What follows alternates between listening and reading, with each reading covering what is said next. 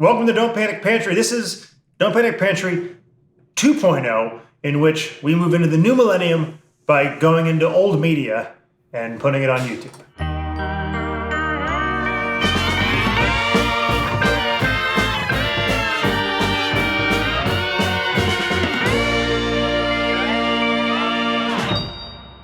It seems like the right way to start this off is to do a classic of the show, of the old show, of the new show, of my life in real life, which is to teach you that it's very important to be able to make tomato sauce. You don't need to buy a jar of sauce. You can, in fact, make excellent tomato sauce in the time it takes to boil water and cook pasta.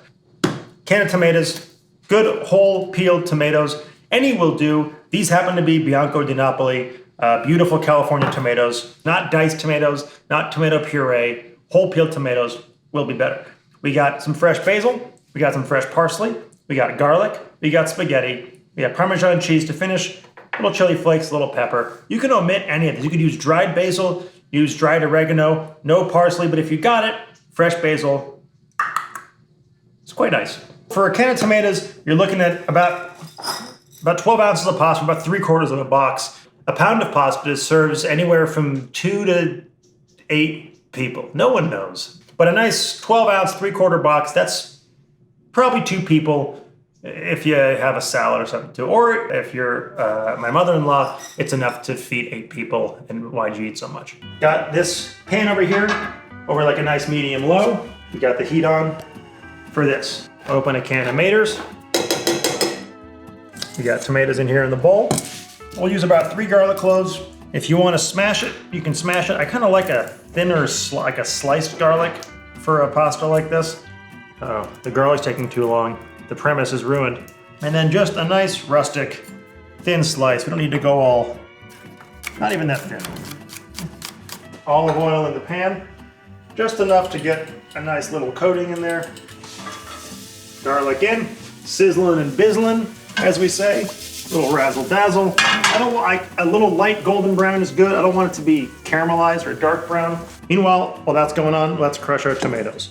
So be careful, they like to sputter and explode onto your countertop, onto your shirt. So you want to like get in there first and like pop the seal, and then just a little hand crush.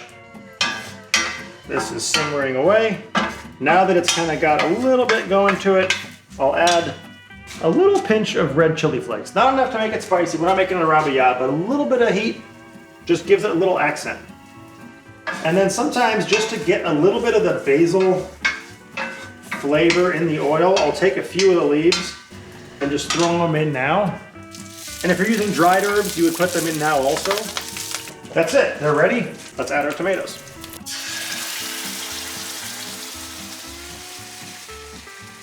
Now, movie magic, we got some other things happening on the stove you might notice. You will see those in a later episode because we're a little industry term called batch shooting.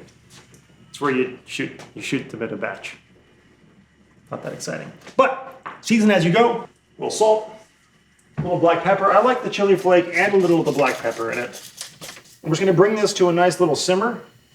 And then once it's simmering, we'll just keep it on low until the pasta's ready, and that will be perfect. Meanwhile, pot of f***ing water, taking its sweet time. You might say, hey Noah, we didn't add salt to the water yet. Don't you need to salt pasta water? And the answer is yes, you do. But you salt it right before you put the pasta in because you want to make sure it's not over salted. So if you get distracted, you salt it, it boils down, then it gets overly salty. You can even put a lid on this to speed this up because it's taking so long. You really don't want that much parsley. I had some stems earlier that we used in that to be seen later, but it's really just like a little pinch of parsley, just chopped up at the end, just gives a little extra like earthiness. Ooh, look at that. Water's boiling, salt can go in. Now some people say you want to salt it like the ocean. I disagree. I think for pasta it's a little salty. I think you want it to taste like a well-seasoned broth. This should taste kind of good. It's just salt water, but yeah. Never snap your spaghetti in half. If you're gonna snap it in half, make something else. But instead, we'll use the old soften and swirl technique. Cook and swirl. Cook and swirl. Cook and swirl. Cook and swirl. Have I said cook and swirl yet? Look at that. It's in. It's in. We have a timer for that. Ben, are you in charge of timers?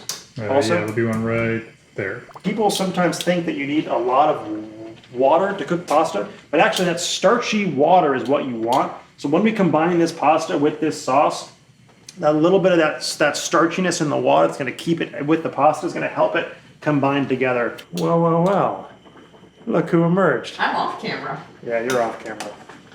We're making a little classic tomato sauce in the time it takes to boil water and cook pasta. Okay, do they know that it's 9:30 in the morning? Or are we just pretending it's like this like nebulous like cook time? They don't know. They don't need to know. But we're also got some other things happening over here. We're zipping and zapping. We're bipping and bopping. God. Which one would you prefer? Bipping and bopping. That is quite crunchy. So we're looking for a pasta that is al dente. Al dente, of course, named after Albert Dente, who invented the how done pasta should be. Moving it over. A little bit of water clinging to the pasta is fine. That's going to help kind of emulsify in here. And if you want to drain it first, just get a little mug and scoop some of the pasta water out. Handful of parsley, basil leaves, and then we're going to take our little pat of butter, just a little slammer at the end. And that's just going to nicely add a little richness and fat. What's the old trick? You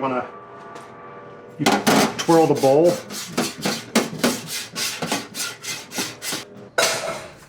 Please hold. Little remnant sauce bits, put those right on top. Can I have a smaller bowl? I already portioned them.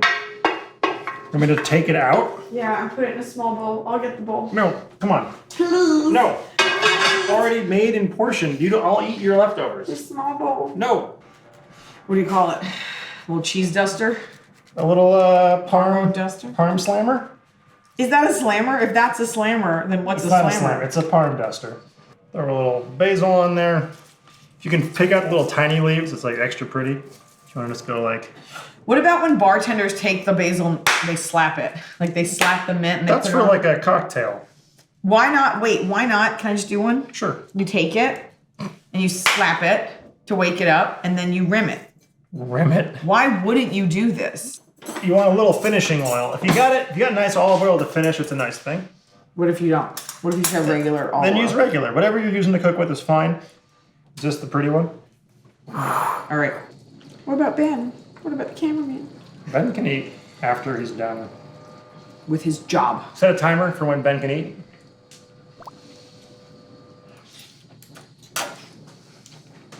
Are you still twirling? I was sifting through. I don't want to eat a chunk of tomato. You want the tomato sauce. You're right, I do. What was I thinking? You always want more sauce. It's so good. I just had breakfast and I'm not hungry, but I will finish this. I'm afraid that me being here sets the precedent that like I'm going to be there for every episode. We'll keep that in. They'll know. She might be here sometimes, she might not be.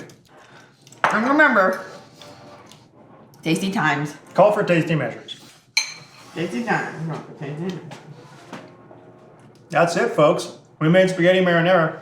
We made the sauce in half the time it takes to boil water and cook pasta. So if you're buying jarred sauce, first of all, you get a bunch of weird fillers, spending extra money.